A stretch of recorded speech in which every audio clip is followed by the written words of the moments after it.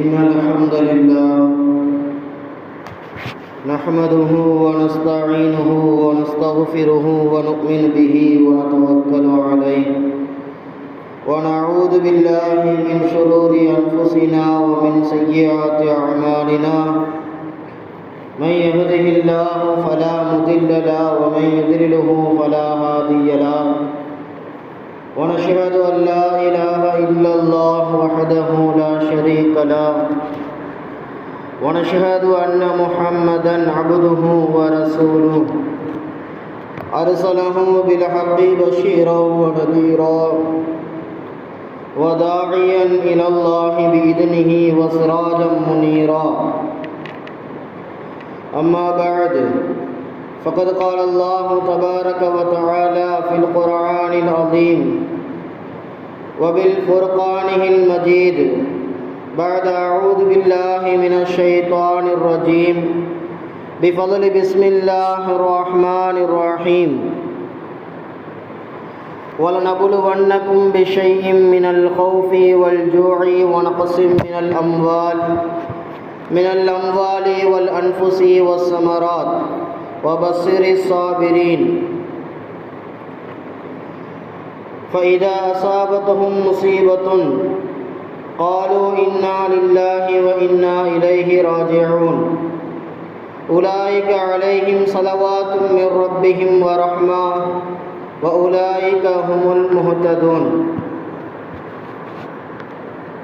صدق الله العظيم وصدق رسوله النبي الكريم ونحن على ذلك من الشاهدين والشاكرين وقال رسول الله صلى الله عليه وسلم إنما الأعمال بالنيات وإنما لكل امرئ ما نوى وقال صلى الله عليه وسلم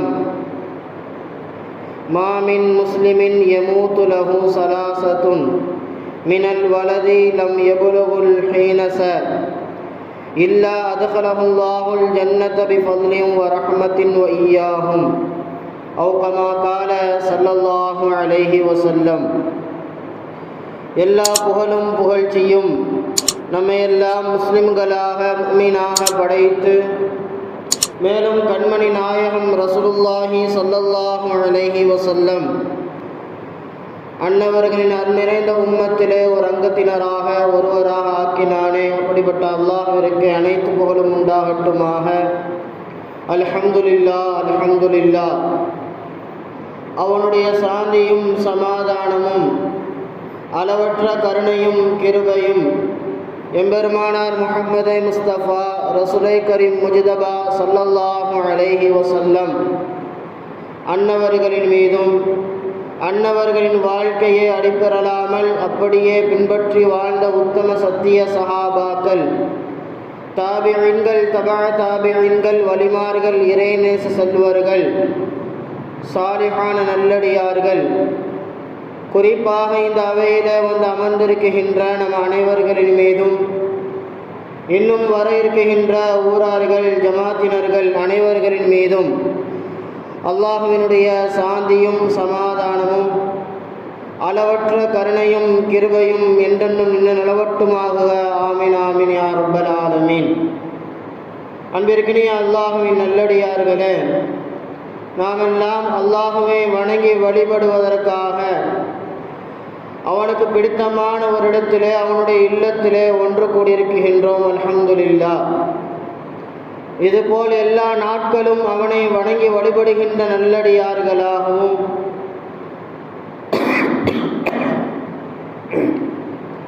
அவனை எதையெல்லாம் செய்யும்படி நமக்கு உத்தரவிட்டிருக்கின்றானோ அனைத்து விதமான நற்காரியங்களை எல்லாம் செய்கின்ற நல்லவர்களாகவும் அவனை எதையெல்லாம் விட்டும் தவிர்ந்திருக்கும்படி நமக்கு உத்தரவிட்டிருக்கின்றானோ அனைத்து விதமான தீய காரியங்களிலிருந்தும் ஹராமான காரியங்களிலிருந்தும் தவிர்ந்தவர்களாகவும் இருக்குகின்ற பாக்கியத்தை வல்ல ரஹ்மான் உங்களுக்கும் எனக்கும் அருள் புரிவானாக. ஆமீன் ஆமீன் யா ரப்பல் ஆலமீன். அன்பிற்கினிய அல்லாஹ்வின் நல்லடியார்களே, அல்லாஹ் மனிதனுடைய ஈமானை சோதிப்பதற்காக மனிதனுடைய பாவங்களை குறைப்பதற்காக இவ்வுலகிலே அல்லாஹ் மனிதனுக்கு சில வழிகளை வைத்திருக்கின்றான்.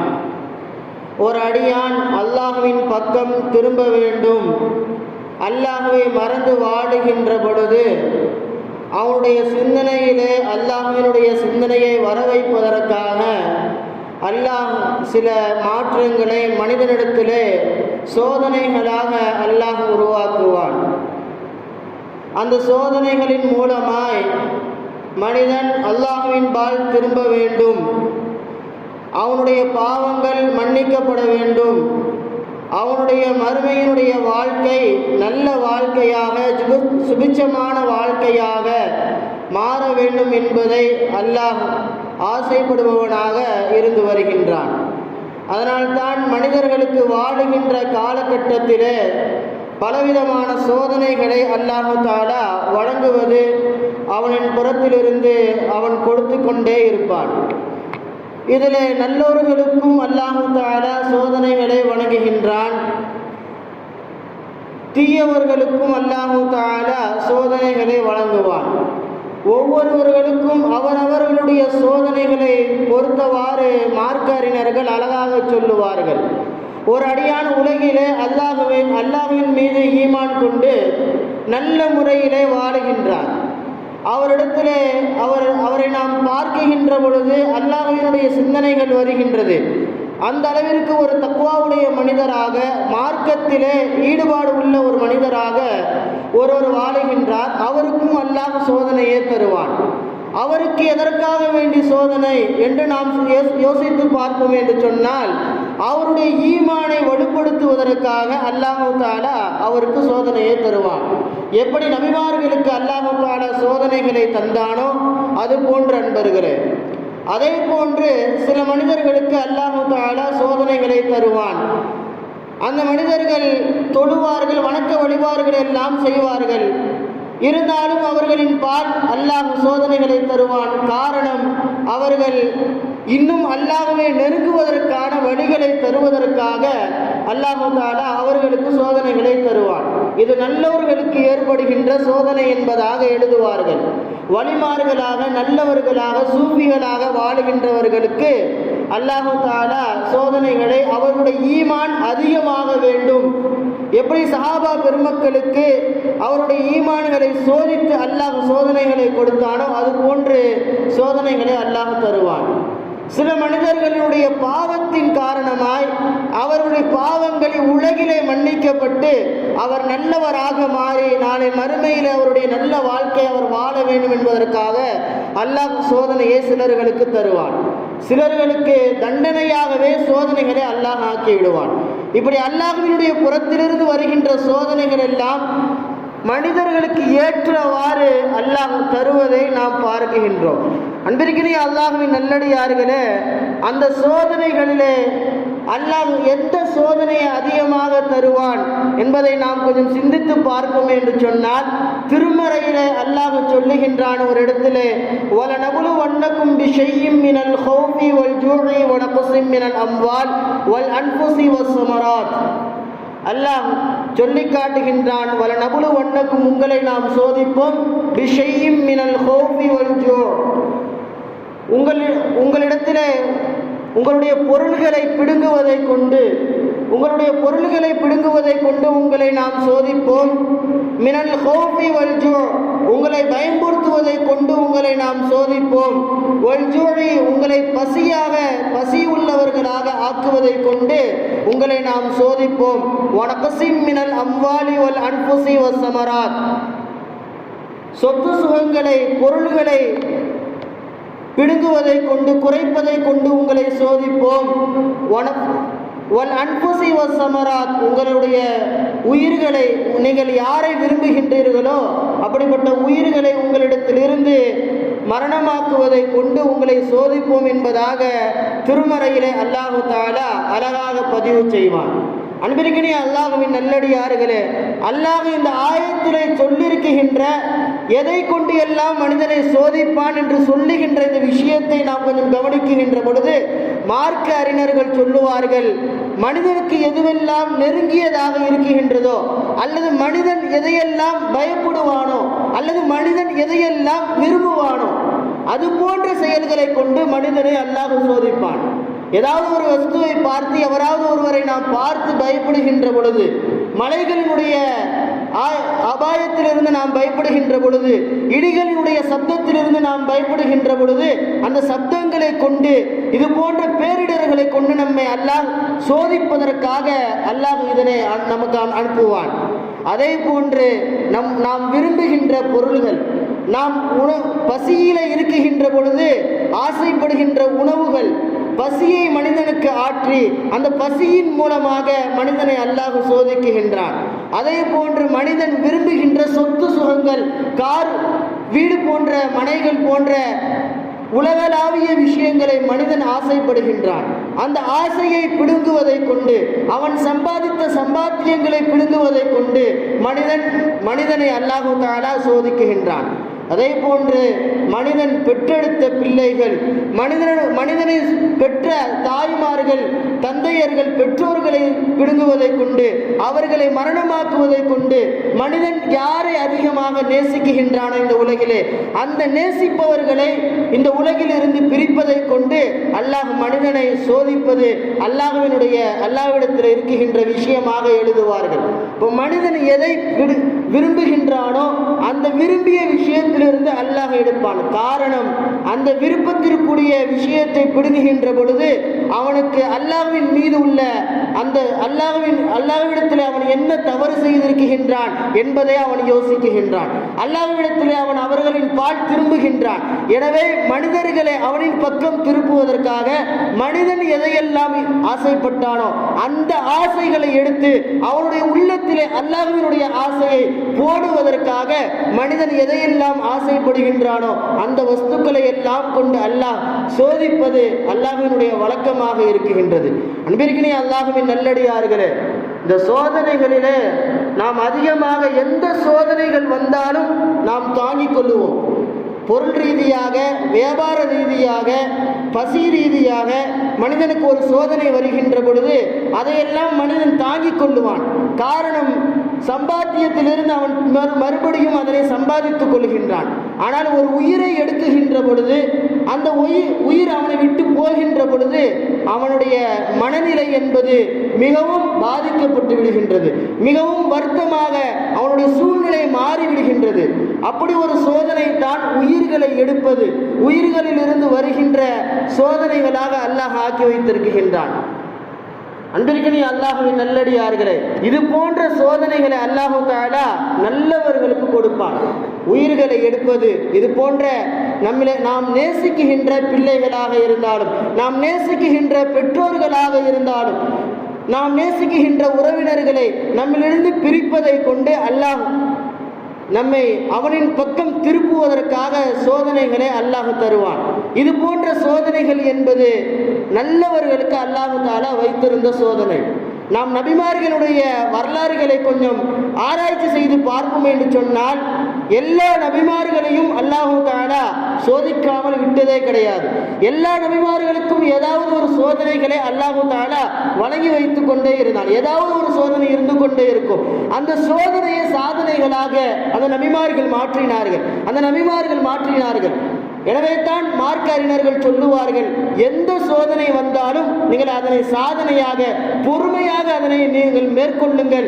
பொறுமையாக நீங்கள் அதை மேற்கொண்டு அதனை நீங்கள் வெற்றி பெறுங்கள். அல்லாஹ் இந்த ஆயத்தை முடிக்குகின்ற பொழுது அதைத்தான் அல்லாஹ் சொல்லுவான், ஓ பஸ்ஸிரி சாபிரின், இந்த சோதனைகளிலிருந்து உங்களுக்கு நீங்கள் பொறுமையாளர்களாக இருந்து சுபச்சோபனம் பெற்றவர்களாக நீங்கள் மாறிவிடுங்கள் என்பதாக அல்லாஹ் இந்த ஆயத்தை முடுக்குகின்ற பொழுது அழகாக சொல்லுவான். இன்றைக்கு அல்லாஹ்வின் நல்லடியார்களே, நபிமார்களுடைய வாழ்க்கையை நாம் எடுத்து பார்ப்போம் என்று சொன்னால், நபிமார்களிலேயே அதிகமாக சோதனை செம்மல் என்று போற்றப்பட்டவர்கள் நபியின் அய்யூப் அலைஹிஸ்ஸலாம் அவர்கள். மற்ற நபிமார்களுக்கு வந்த சோதனைகளை விட அய்யூப் அலைஹிஸ்ஸலாம் அவர்களுக்கு கொடுத்த சோதனை என்பது மிகவும் அதிகம். அவருடைய சோதனை காலங்கள் அதிகமாக இருந்தது. எந்த அளவிற்கு சோதனை என்று சொன்னால், அல்லாஹ் அவருடைய சோதனைகளை குறித்து பதிவு செய்வான். வரலாறுகள் நமக்கு அழகாக பதிவு செய்யும். ஷைத்தான் ஒரு முறை அல்லாஹ்விடத்திலே சென்று சொல்லுவான், அய்யூப் அலைஹிஸ்ஸலாம் அன்னவர்களுக்கு நீ நபி பட்டத்தை கொடுத்திருக்கின்றாய், அவருக்கு சொத்து சுகங்களை கொடுத்திருக்கின்றாய், நிறைய பிள்ளைகளை கொடுத்திருக்கின்றாய், மனைவிமார்களை கொடுத்திருக்கின்றாய், அவர் சுகமான வாழ்க்கையை இந்த உலகத்திலே அவர் வாழ்ந்து வருகின்றார். இந்த வாழ்க்கையை நீ கொடுத்ததின் காரணமாகத்தான் நபி அய்யூப் அலைஹிஸ்ஸலாம் அவர்கள் உன்னை வணங்கிக் கொண்டே இருக்கின்றார்கள். நீ ஒருவேளை அவரை சோதிப்பாயானால் அவர் உன்னை வணங்குவதை நிறுத்தி விடுவார் என்பதாக ஷைத்தான் அல்லாஹ்விடத்திலே சொல்லுகின்ற பொழுது அல்லாஹ் ஷைத்தானிடத்திலே சொல்லுவான், அவர் என்னை உண்மையாக வணங்குகின்ற என்னுடைய நல்லடியார்களிலே உள்ளவர் அவருக்கு நான் எந்த ஒரு சோதனையை கொடுத்தாலும் அந்த சோதனையை அவர் தாங்கிக் கொள்ளுவார் என்பதாக ஷைத்தானிடத்திலே அல்லாஹ் பேசுவான். ஷைத்தான் கேட்பான், அப்படி என்று சொன்னால் அவரை நீ சோதித்துப்பார் என்பதாக சொல்லுகின்ற பொழுது அல்லாஹ் ஷைத்தானிடத்திலே சொல்லுவான், ஒரு விஷய காற்றை அவரின் மீது நீ ஊதிவிடு, அவரை நான் சோதிக்க தயாராக இருக்கின்றேன் என்பதாக அல்லாஹ் சொல்லிவிடுவான். நபி அய்யூப் அலைஹிஸ்ஸலாம் அவர்கள் சுஜூதிலே இருக்குகின்ற பொழுது மூச்சு காற்றிலே ஒரு விஷ காற்றை ஷைத்தான் ஊதிவிடுவான். அந்த மூச்சு காற்றை சுவாசிப்பார்கள் அய்யூப் அலைஹிஸ்ஸலாம் அவர்கள். அந்த சுவாசம் உள்ளே சென்றதற்கு பின்னால் அவர்களுடைய உடலிலே சில மாற்றங்கள் ஏற்படும். அவருடைய உடலிலே ஒரு சிறு கொப்பளம் வெடிக்க ஆரம்பிக்கும். அந்த கொப்பளம் பெரிதாக மாறி அந்த கொப்பளம் அதிகமாக உடலிலே வந்து கொண்டே இருக்கும். இந்த கொப்பளம் அப்படியே வெடித்து சீல்களாக மாறி எந்த அளவிற்கு மாறியது என்று வரலாறு பதிவு செய்கின்ற ஆசிரியர்கள் சொல்லுகின்றார்கள். அவருடைய உடலிலே புழுக்கள் அந்த சீல்களை திண்டு கொண்டு இருந்தது. அந்த அளவிற்கு உடலே அல்லாஹ் தஆலா சீல்களாக புழுக்களை கொண்டு அவருடைய உடலை அல்லாஹ் மாற்றிவிட்டான். அந்த அளவிற்கு ஒரு சோதனை. நம்முடைய உடல் முழுவதும் புழுக்களை வைத்து உடல் முழுவதும் புண்ணுகளாக இருந்தால் நம்முடைய நிலை எப்படி இருக்கும்? சிறு புண்ணு வந்து விட்டால் நம்மளால் தாங்க முடியவில்லை, சிறு காயங்கள் ஏற்பட்டு விட்டால் நம்மளால் தாங்க முடியவில்லை. ஏதாவது ஒரு பெரிய ஆபத்தில் விபத்திலே நாம் மாட்டிக்கொண்டோம் என்று சொன்னால் நாம் உடனேயே அல்லாஹ்வை திட்டுகின்றோம். அல்லாஹ்விடத்திலே நாம் சொல்லுகின்றோம், நான் என்ன உனக்கு செய்து விட்டேன், எனக்கு எதற்கு இப்படிப்பட்ட சோதனைகள் என்பதாகவெல்லாம் நாம் புலம்பி திரிகின்ற மனிதர்களை பார்க்கின்றோம். ஆனால் அய்யூப் அலைஹிஸ்ஸலாம் அவர்களுக்கு உடல் முழுவதும் காயங்கள், உடல் முழுவதும் சீலுகள். அந்த சீலுகளை தின்பதற்கு புழுக்களை அல்லாஹ் தஆலா அதிலே உருவாக்குகின்றான். இந்த நிலையை பார்த்த அய்யூப் அலைஹிஸ்ஸலாம் அவர்கள் இந்த நிலையில் அய்யூப் அலைஹிஸ்ஸலாம் அவர்கள் இருக்குகின்றார்கள். அவருடைய சொத்துக்களும் பிள்ளைகளும் என்ன ஆனார்கள் என்று யோசிக்கின்ற பொழுது வரலாறுகள் சொல்லுகின்றது, அய்யூப் அலைஹிஸ்ஸலாம் பிள்ளைகள் அனைவர்களையும் அல்லாஹ் தஆலா விபத்திலே மரணமாக ஆக்குகின்றான். வீடுகள் இடிந்து விடுகின்றது, பிள்ளைகள் மரணமாக ஆகின்றார்கள். அவர்களுக்கு இருந்த 4 மனைவிகளிலே 3 மனைவிகள் அந்த அய்யூப் அலைஹிஸ்ஸலாம் நிலையை பார்த்து ஓடிவிடுகின்றார்கள். 3 மனைவிகள். ஒரே ஒரு மனைவி மாத்திரம் கடைசி வரை, ரஹீமா அம்மா வரலாறு பதிவு செய்யும், அவர்கள் மாத்திரம் கடைசி வரை அய்யூப் அலைஹிஸ்ஸலாம் அவர்களுக்கு உபகாரம் செய்து கொண்டே இருந்தார்கள். இந்த நிலையிலே ஊர்க்காரர்கள் அய்யூப் அலைஹிஸ்ஸலாம் அவர்களை பார்த்துவிட்டு சொல்லுகின்றார்கள், உங்களுடைய நோய் ஊரிலே பரவிவிடும் என்பதாக நாங்கள் பயப்படுகின்றோம், நீங்கள் ஊரை விட்டு வெளியே செல்லுங்கள் என்பதாக ஊரை விட்டும் அவர்கள் துரத்தப்படுகின்றார்கள். எப்படி ஒரு சோதனை! இன்றைக்கு அல்லாஹ்வின் நல்லடியார்களே, நல்ல நிலைமையில் இருந்து ஊரை விட்டு வெளியே வரவில்லை. அவர்களுடைய பிள்ளைகள் போய்விட்டது, சொத்து சுகங்கள் போய்விட்டது. எல்லாம் போனதற்கு பின்னால் அவர் உடல்நிலை மோசமாக இருக்குகின்றது. இந்த நேரத்திலே அவர்களை ஊரை விட்டு அப்புறப்படுத்துகின்றார்கள் ஊரார்கள். ஊரை விட்டு வெளியே வந்தவர்கள் ஒரு இடத்திலே ஒரு கூடாரத்தை அமைத்து அங்கே வாழ்ந்து வருகின்றார்கள். உடலிலே அந்த புண்ணை அந்த புழுக்கள் மேய்த்து சாப்பிட்டு கொண்டே இருக்குகின்றது. வரலாற்றினுடைய ஆசிரியர் எழுதுகின்றார்கள், சாப்பிட்டு கொண்டே இந்த புழுக்கள் எதை சாப்பிட உடல் முழுவதும் அரித்து விட்டது. கடைசியாக 2 பாகங்கள் மாத்திரம் அவரிடத்தில் இருக்குகின்றது. என்ன 2 பாகங்கள் என்பதாக பார்க்கின்ற பொழுது மார்க்க அறிஞர்கள் எழுதுவார்கள், அவருடைய இதயமும் அவருடைய நாவும் மட்டும் நல்ல நிலைமையிலே இருக்குகின்றது. ஒரு புழு அவருடைய நாவை தீண்டுவதற்காக செல்லுகின்ற பொழுது இதுவரை துஆவை கேட்காத அய்யூப் அலைஹிஸ்ஸலாம் அவர்கள் அல்லாஹ்விடத்தில் இந்த சோதனையிலிருந்து என்னை வெளியே கொண்டு வா என்பதாக கேட்காத அய்யூப் அலைஹிஸ்ஸலாம் அவர்கள் அந்த புழு நாவை அரிக்குகின்ற பொழுது ரப்பிடத்திலே கேட்கின்றார்கள், யா அல்லாஹ், எனக்கு எவ்வளவோ சோதனையை நீ கொடுத்துட்ட, நான் எல்லாத்தையும் தாங்கிக்கிட்டேன், என்னுடைய பிள்ளை என்னை விட்டு போய்விட்டது, மனைவி மக்கள் போய்விட்டார்கள், சொத்து சுகங்கள் போய்விட்டது, என்னோட உடல்நிலை மாறிவிட்டது, நான் பிணமாக கிடப்பதை போன்று இருக்குகின்றேன். இந்த நேரத்திலே நான் உன்னிடத்திலே என்னுடைய இந்த சோதனையை போக்கு என்பதாக நான் கேட்கவில்லை, உன்னிடத்திலே நான் கேட்குகின்றேன், இந்த 2 விஷயத்தை மாத்திரம் எனக்கு வைத்துவிடு என்பதாக கேட்டுவிட்டு அய்யூப் அலைஹிஸ்ஸலாம் அவர்கள் ரப்பிடத்திலே கேட்டார்கள், என்னுடைய நாவையும் என்னுடைய உள்ளத்தை மாத்திரம் எனக்கு கொடுத்து விடு. காரணம், அந்த உள்ளம் உன்னை பற்றி நினைத்து கொண்டே இருக்க வேண்டும், அந்த நாவு உன்னை துதிப்பாடி கொண்டே இருக்க வேண்டும், உன்னை திக்ர் செய்து கொண்டே இருக்க வேண்டும். இதற்காகத்தான் இந்த 2ஐயும் நான் கேட்கின்றேன். இந்த 2ம் என்னை விட்டு போய்விட்டது என்று சொன்னால், என்னை விட்டு போன அனைத்தையும் விட இது எனக்கு மிகப்பெரிய வருத்தத்தை கொடுக்கும் ரப்பே என்பதாக ரப்பிடத்திலே அய்யூப் அலைஹிஸ்ஸலாம் அவர்கள் அந்த நேரத்திலே துஆ கேட்பார்கள். அல்லாஹ் அதற்கு பின்னால் அவர்களுக்கு முழுவிதமான சுகத்தை உடலிலே அல்லாஹு தஆலா மலக்குமார்களின் மூலமாக அல்லாஹு தஆலா அவர்களுக்கு கொடுப்பான். இன்றைக்கு அல்லாஹ்வின் நல்லடியார்களே, நாம் சிந்தித்து பார்க்க வேண்டும். நம்மிலே எவ்வளவோ சோதனைகளை வருகின்ற பொழுது நாம் அல்லாஹ்வை திட்டிவிடக்கூடாது. அந்த சோதனையை ரப்பின் பக்கம் திருப்பி ரப்பிடத்திலிருந்து அதற்கான உதவிகளை நாம் பெற வேண்டும். நாம் ரப்பிடத்திலிருந்து அதற்கான பலன்களை நாம் பெற்றுக்கொள்ள வேண்டும். ஏதாவது ஒரு சோதனை நம்மை அண்டுகின்ற பொழுது நாம் உடனேயே ரப்பின் பக்கம் திரும்ப வேண்டும். அது எந்த ஒரு சோதனைகளாக இருந்தாலும் தாங்கிக் கொள்ளலாம். ஆனால் நம்மை விட்டு பிள்ளைகள் பெறுகின்ற பொழுது நம்மளால் அதை தாங்கிக் கொள்ளாமல் நம்முடைய மனங்கள் அதை தாங்கிக் கொள்ள முடியாது. அதிலும் தாய்மார்களுடைய உள்ளம் என்பது இலகுவான உள்ளம். மார்க்க அறிஞர்கள் எழுதுவார்கள், பெண்கள் என்பவர்கள் இலகுவானவர்கள், அவரிடத்திலே கடுமையாக நாம் கடிந்து கூட இருக்கக்கூடாது என்பதாக மார்க்கம் நமக்கு சொல்லித் தருகின்றது. அப்படிப்பட்ட இலகுவான உள்ளம் படைத்த பெண்கள் அவருடைய பிள்ளைகளை இழக்குகின்ற பொழுது அவருடைய உள்ளங்கள் முழுவதுமாக உடைந்துவிடும். அவர்களுக்கு ஆறுதல் சொல்லும் விதமாக மார்க்கம், அதற்காகத்தான் மார்க்கம் அந்த பிள்ளைகளுடைய விஷயத்திலே மாத்திரம் சில சலுகைகளை தரும். யாராவது ஒருவர் தன்னுடைய பிள்ளைகளை இழந்து விடுவார் என்று சொன்னால் அந்த பிள்ளை நாளை மறுமையிலே அவர் அந்த பெற்றோர்களை நரகத்திற்கு செல்ல விடாமல் திரையாக வந்து நிற்கும் என்பதாக அருமை நாயகம் ஸல்லல்லாஹு அலைஹி வஸல்லம் அவர்கள் சொல்லுவார்கள். அருமை நாயகம் ஸல்லல்லாஹு அலைஹி வஸல்லம் அவர்கள் சொல்லுவார்கள், பெருமானாருடைய வாழ்க்கையிலேயும் அவர்களுடைய வாழ்க்கையை நாம் எடுப்போம் என்று சொன்னால் இது போன்ற சோதனைகளை நபி பெருமான் ஸல்லல்லாஹு அலைஹி வஸல்லம் அன்னவர்களும் சந்தித்திருக்கின்றார்கள். இன்று குழந்தைகளுடைய இறப்புகளை நாம் நிறைய கேள்விப்படுகின்றோம். ஆன்லைன் மூலமாக நமக்கு நம்மை சுற்றி உள்ளவர்கள் நண்பர்களின் மூலமாக நிறைய செய்திகளை நாம் பார்க்கின்றோம். குழந்தைகளுடைய இறப்புகள், வயதுக்கு வந்த பிள்ளைகளுடைய இறப்புகள், வாலிபர்களுடைய இறப்புகள், இது போன்ற நிறைய மரணங்கள். வாழவே இல்லை, அவர்கள் மரணித்து விடுகின்றார்கள். ஒருவர் வாழ்ந்து மரணிக்குகின்ற பொழுது அவருடைய மரணம் என்பது பெரிதாக நமக்கு தெரியாது. காரணம், அவர் வாழ்ந்தார், பிள்ளையை கட்டி கொடுத்தார், அவர் நல்ல நிலையிலே வயது முதிர்ந்த நிலையிலே படுத்த நிலையிலே நல்ல முறையில் அவர் வஃபாத்தாக ஆகிவிட்டார் என்பதாக சந்தோஷப்படுவோம்.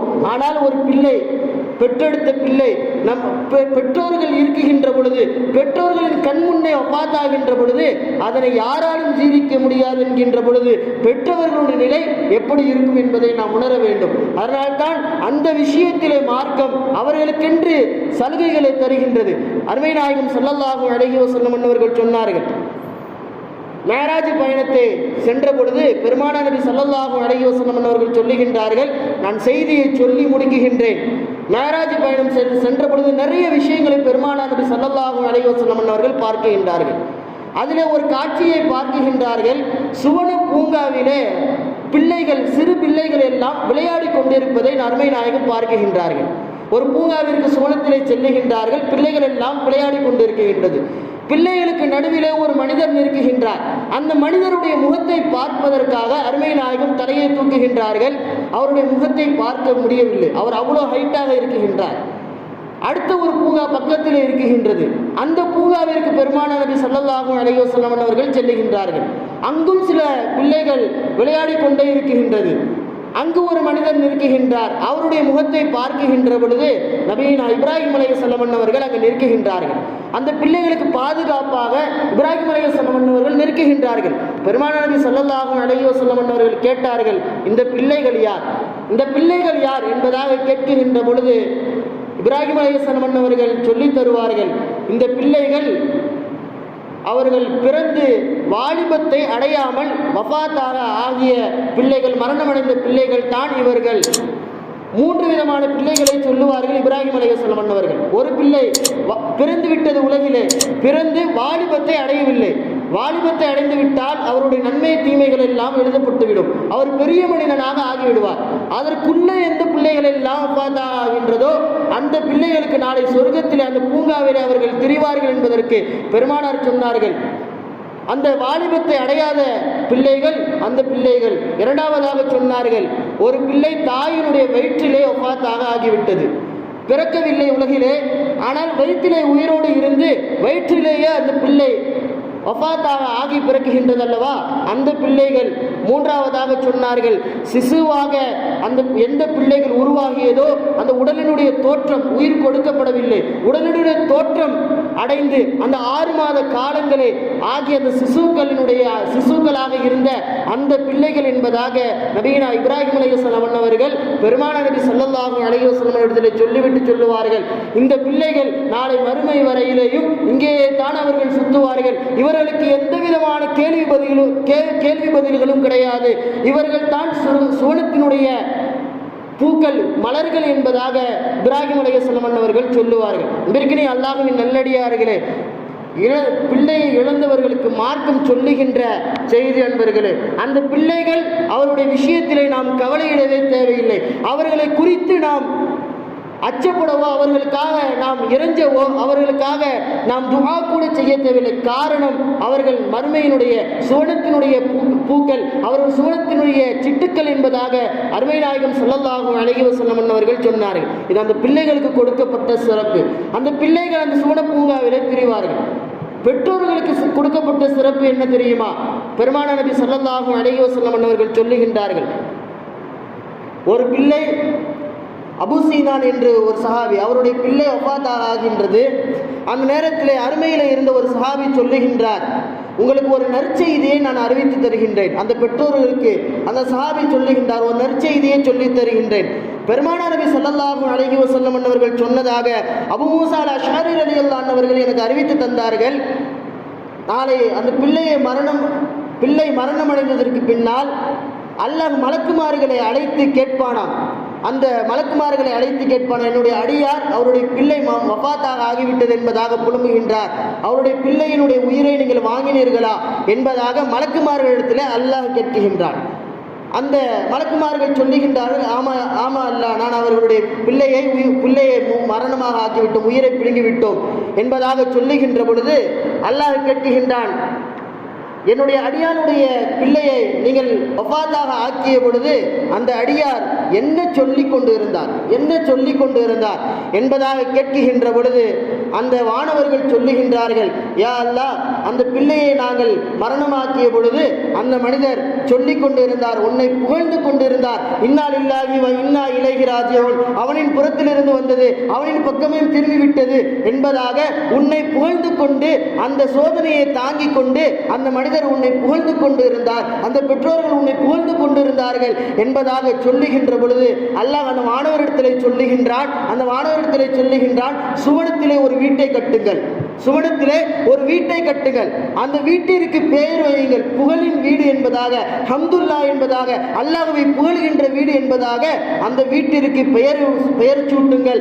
இந்த வீடு அந்த அடியாருக்கு நான் தருகின்ற பரிசு என்பதாக சுபச்சோபனம் சொல்லுங்கள் என்பதாக அல்லாஹ் தாலா அந்த மலக்குமார்களிடத்திலே சொல்லுகின்றான். இன்றைக்கு அல்லாஹ்வின் நல்லடியார்களே, நாளை மறுமையிலே சுவனத்தினுடைய அல்லாஹ்வை புகழ்கின்ற வீட்டை இது போன்ற பெற்றோர்களுக்கு அல்லாஹ் தாலா தருகின்றான். அதே போன்று அந்த பிள்ளைகளை நாளை மறுமையிலே உங்களை சொர்க்கத்திற்கு அழைத்து செல்லுகின்ற பிள்ளைகளாக, ஒருவேளை நரகத்திற்கு நீங்கள் ஆகியிருந்தாலும் அந்த நரக வாசலிலே வந்து அந்த பிள்ளைகள் நிற்கும். யா அல்லாஹ், என்னுடைய பெற்றோர்கள் சுவனத்திற்கு செல்லாமல் நாங்கள் சுவனத்திற்கு போவதற்கு நாங்கள் தயாராக இல்லை, எங்களுடைய பெற்றோர்களை அழைத்துக் கொண்டு தான் நாங்கள் செல்லுவோம் என்பதாக திரையாக, நரகத்தினுடைய திரையாக வந்து அந்த பிள்ளைகள் நிற்கும் என்பதாக நபிகள் நாயகம் ஸல்லல்லாஹு அலைஹி வஸல்லம் அவர்கள் சொன்ன சுபசோபனத்தை நாம் பார்க்க வேண்டும். அன்பர்களே, அன்பிற்கினே அல்லாஹ்வின் நல்லடியார்களே, எந்த சோதனைகள் வந்தாலும் அதனை அல்லாஹ்வின் புறத்திலே விட்டு அல்லாஹ்விடத்திலே துஆ செய்து கொண்டே இருக்க வேண்டும். அந்த சோதனைகளை சாதனைகளாக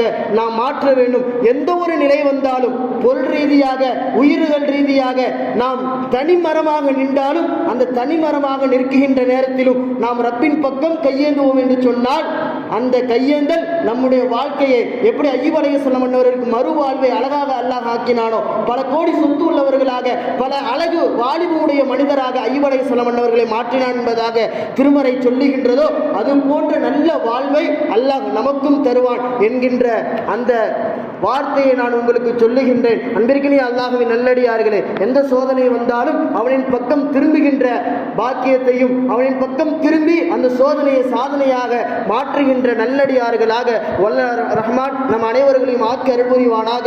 வாஹிர் தஅவானா அல்ஹம்துலில்லாஹி ரப்பில் ஆலமீன். அஸ்ஸலாமு அலைக்கும் வரஹ்மத்துல்லாஹி தஆலா வபரகாத்துஹு.